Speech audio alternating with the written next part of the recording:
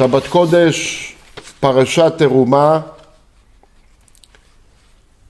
למעשה, החל מהפרשה הזו, עד סוף חומש שמות, התורה מקדישה 5 פרשיות לנושא אחד, הקמתו של משכן השם.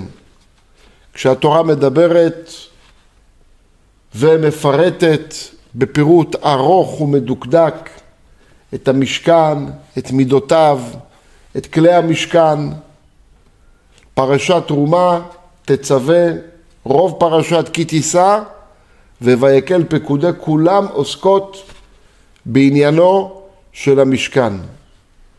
זה מראה לנו את החשיבות של הקמת המשכן, כיוון שתורתנו הקדושה שכל כך דקדקה באותיותיה, במילותיה, בוודאי שאם אנחנו רואים כזו אריכות דברים, אז אנחנו מבינים את המשמעות של הקמתו של המשכן. דרך אגב, אנחנו גם מוצאים הרבה פעמים שהדברים חוזרים, אלא מה? חוזרים על עצמם. פעם זה ציוויו של הקדוש ברוך הוא, איך צריך להקים את המשכן, ולאחר מכן אנחנו מוצאים עדות שככה עם ישראל עשו. הקדוש ברוך הוא מצווה ועם ישראל עושה, אבל התורה מוצאת לנכון לחזור על הפרטים. הסתכלתי שאפילו בפרשיות ויקל פקודי אין הרבה פירוש רש"י, כיוון שהרבה דברים חוזרים, אז כבר רש"י פירש וביאר את הדברים הללו בפרשיות הקודמות. אני רוצה לגוע בנקודה מאוד מעניינת שאנחנו מוצאים אותה בתוך כלי המשכן. היו הרבה כלים במשכן, היה את המנורה, היה את המזבח, אבל אני רוצה לגוע במה שהתורה מדברת על הארון. ועשו ארון, התורה מפרטת את המידות של הארון, עצי שיטים, 2.5 אורכו, 1.5 רוחבו, ומה היה בתוך הארון הזה. אז התורה ממשיכה ואומרת שקודם כל על הארון תשים פרוכת, יותר נכון כפורת, שזה הפרוכת למעשה, ועשית כפורת זהב טהור, 2.5 אורכה ו1.5 רוחבה.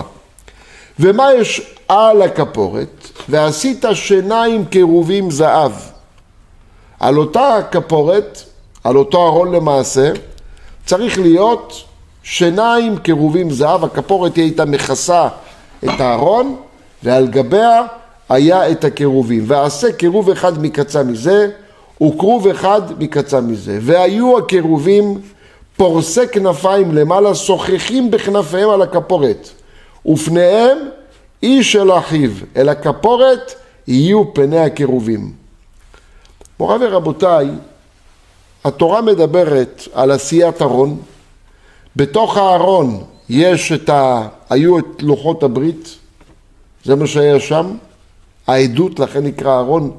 כל שם זה, כיוון שזה מדובר על עדות, אלה לוחות הברית. מעל הארון היה מכסה אותו הכפורת, שזה למעשה מה שאנחנו קוראים בימינו פרוכת, ומעל הפרוכת היה את הקרובים, שוחחים בכנפיהם על הכפורת ופניהם איש של אחיו. מה הם הקרובים? מה היו הקרובים? אז מצינו בראשונים כמה וכמה דעות.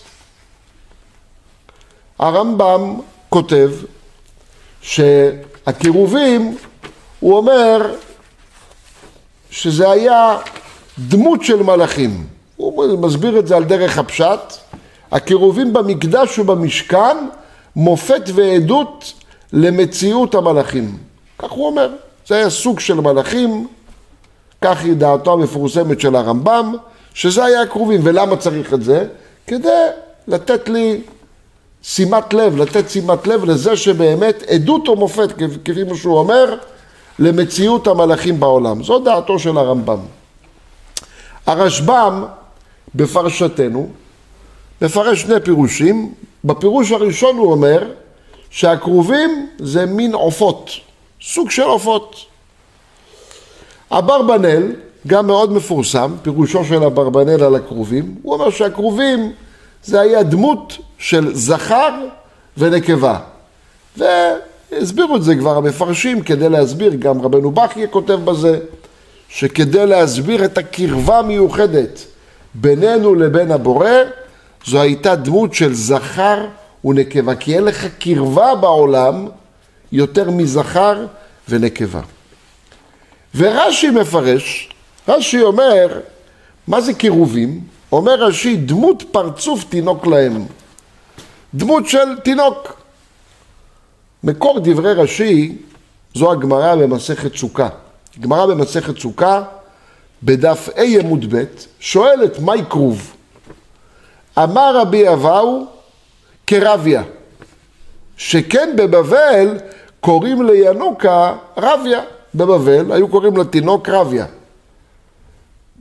ולכן כרביה כמו תינוק. ולמה היו קוראים לתינוק רביה? אז אנחנו יודעים שרביה בארמית זה דבר שהוא צומח. כבר שהתינוק קטן, ואז הוא גודל.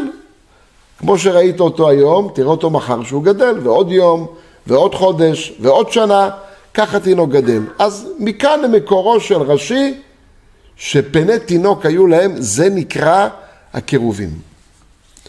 ואני רוצה, אחי ורעי, באמת להבין מה העניין הזה.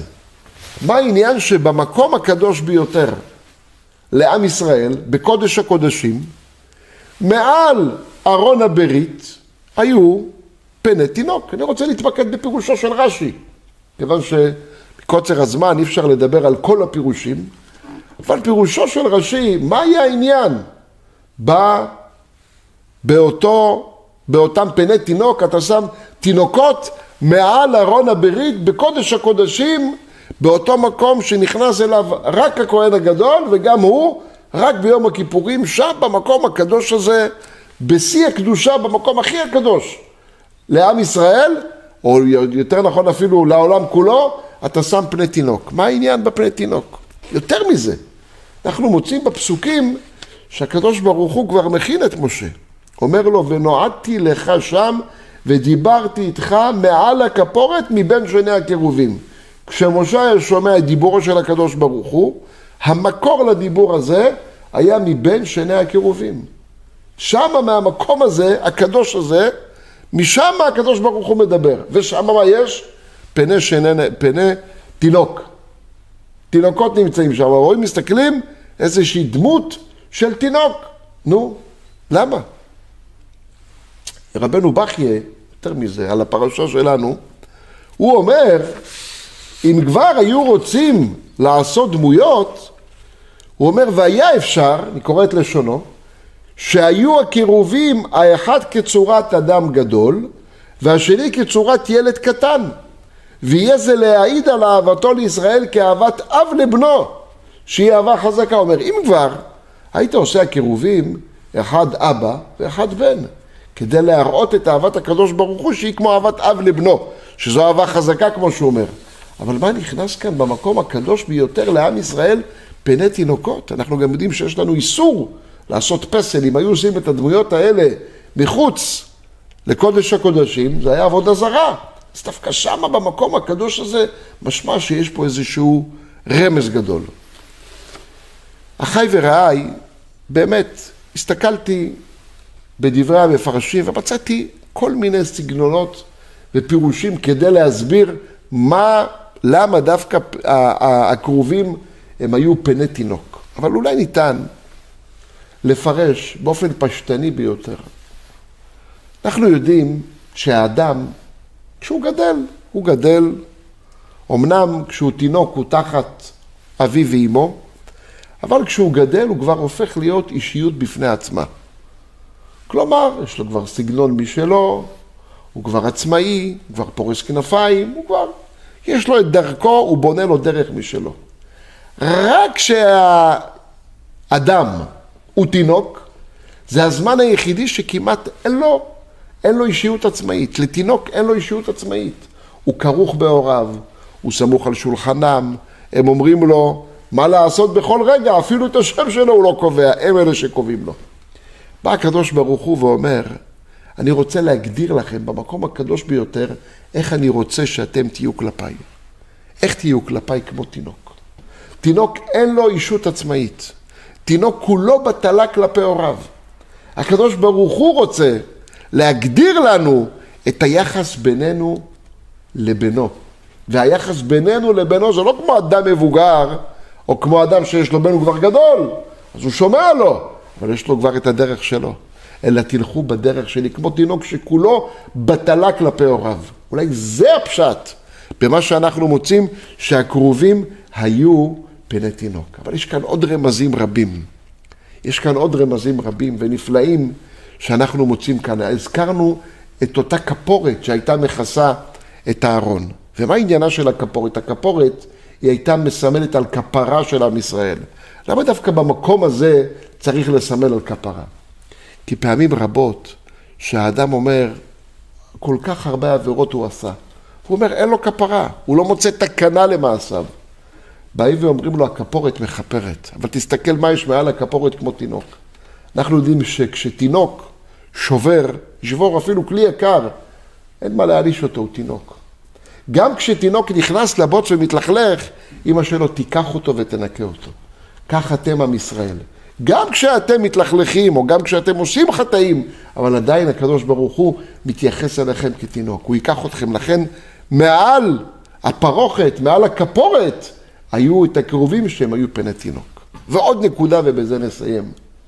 אמרנו שפני תינוק, בתוך הארון היה את לוחות הברית. וכי עולה בדעתנו שעל ספר תורה נוכל לשים איזשהו משהו? אז איך פה על לוחות הברית, הארון שמאחסן את לוחות הברית, את הדבר הקדוש ביותר לעם ישראל, על זה בנו דמות של תינוק. על זה ניתן בכלל שהם ישבו על דבר כזה, ישענו או יהיו נמצאים על כלי כל כך קדוש. אלא הפשט הוא, תורתנו הקדושה היא תורה קדושה, אבל אין לה קיום אם לא לומדים אותה. ומי העיקר שילמדו? יש פעמים, האדם לא מתייחס למה שהתינוקות לומדים, הוא אומר, הוא כבר לומד. הנה, יש את הזקנים לומדים, המבוגרים לומדים, אבל אחי ורעי, אם אין תיישים, אין גדיים. אם אין גדיים, אין תיישים. כך אמרו חז"ל. אם אין את התינוקות האלה, כלומר, בלי התינוקות, אין המשך לתורה. לכן אנחנו יודעים שכשהקדוש ברוך הוא נתן את התורה למשה, הוא ביקש ממנו ערבים. אמר לו, מי ערב לזה שאתם תקיימו את התורה? משה לא הביא לו את הזקנים, לא הביא לו את הסנהדרין, לא הביא לו את המבוגרים, הביא לו את התינוקות. מישהו מוכן לקחת הלוואה ושתינוק יהיה ערב? במקרה הזה כן. במקרה הזה התינוקות הם אלה שהערבים לקיום התורה. כי אם אנחנו יודעים שהדור הבא ימשיך בדרך התורה, זאת הנחמה הגדולה, וזה מראה שיש המשך לתורה. הנה לנו הרמזים הנפלאים שבקרובים שהיו נמצאים על ארון הברית, והיו מאוחסנים בקודש הקודשים. שבת, שלום ומבורך.